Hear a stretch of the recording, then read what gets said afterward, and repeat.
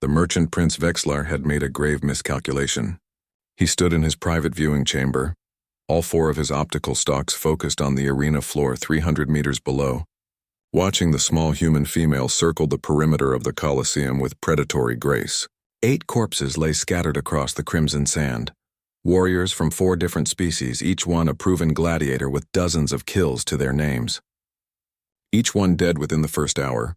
"This cannot be," Vexalar's translator symbiote whispered, its confusion bleeding into his own thoughts. The human was listed as untrained, a juvenile, taken from a border colony world. The girl couldn't have been more than 16 standard cycles old by human reckoning. She wore the simple gray prisoner's tunic they'd issued her, now torn and stained with blue, green, and purple blood, none of it her own.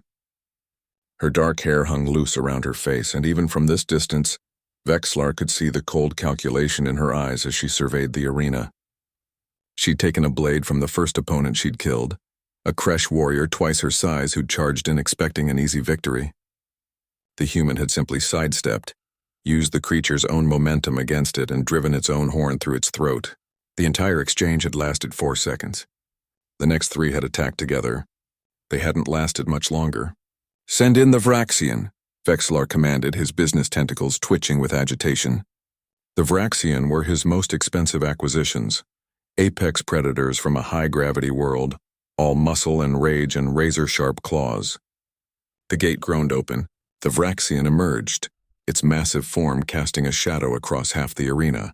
The crowd, thousands of spectators from across the Merchant Guild territories, fell silent. This was what they'd paid to see, the overwhelming might of a true predator. The human girl didn't run. She didn't even flinch. She simply adjusted her grip on the blade and smiled. What happened next would be analyzed for years to come in military academies across 3 spiral arms. The Vraxian lunged with impossible speed for something so large. The human moved faster, not with the enhanced reflexes of genetic modification or cybernetic augmentation, but with something the assembled crowd didn't recognize. Trained martial discipline honed by millions of years of evolutionary pressure. Earth, they would later learn, was classified as a Class 12 Deathworld, a planet where nearly everything evolved to kill everything else. Humans hadn't become apex predators through strength or natural weapons. They'd done it through endurance, intelligence, and an absolutely terrifying refusal to quit. The girl ducked under the Vraxian's claws, rolled across the sand, and came up beside its rear leg. The blade flashed once, twice, 3 times, precise strikes to nerve clusters that no one but a human would have known to target. The Vraxian toppled like a felled tree, its nervous system severed in 3 places. 9 kills. 1 hour and 17 minutes.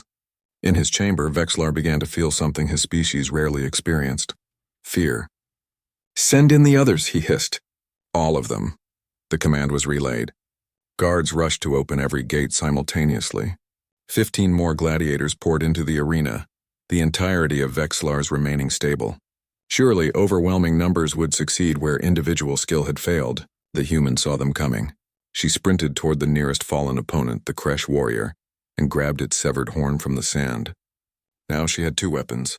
She met the first wave head-on, moving through them like water, never stopping, never giving them a chance to surround her completely. She used their numbers against them, positioning herself so they got in each other's way, confused their attack patterns, created chaos in their ranks. She fought with a calculated brutality that shocked the crowd. When a Thraxian scout tried to flank her, she threw the horn like a spear, pinning it to the arena wall through its primary eye.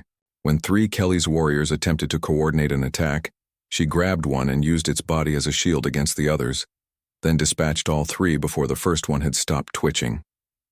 By the 90-minute mark, 24 bodies littered the arena floor. By hour 2, the girl stood alone, breathing hard but still standing, still alert, scanning for the next threat. Vexlar turned to his guards, 8 heavily armed enforcers in full combat gear. "Bring her to me alive." The guards looked at each other. Their helmet-mounted sensors had been analyzing the combat.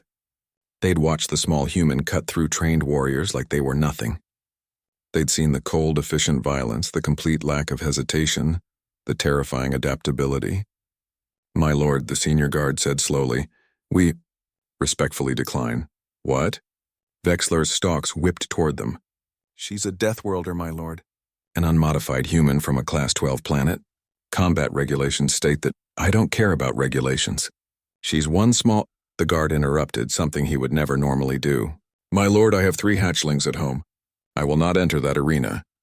One by one, the other guards removed their helmets and set down their weapons. They would accept dishonor, demotion, even execution.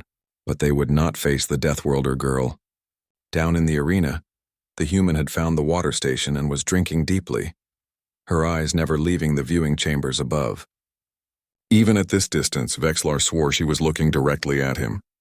The merchant prince realized with growing horror that he was no longer in control of the situation. He'd thought he was buying a slave, a curiosity, perhaps a moderately entertaining fighter. Instead, he'd captured something that his entire security force refused to confront. Something that had single-handedly dismantled his prized collection of killers with nothing but determination and a stolen blade. He'd captured a human, and now he had no idea how to put her back in the cage. The girl finished drinking, picked up her weapons, and began walking toward the main gate, the one that led to the complex's interior. To Vexlar's chambers, she wasn't waiting for permission. She wasn't asking for release. She was simply leaving, and there was no one willing to stop her. Vexlar pressed the emergency beacon, summoning guild authorities.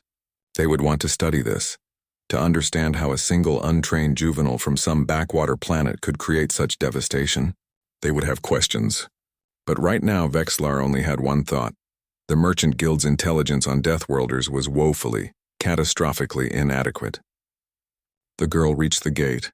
It was locked, reinforced, designed to hold back the strongest gladiators. She examined it for a moment, then began working on the mechanism with the same cold efficiency she'd shown in combat. By hour 3, she would be free. And the galaxy would learn what humanity had known for millennia. Never underestimate something that evolved in hell.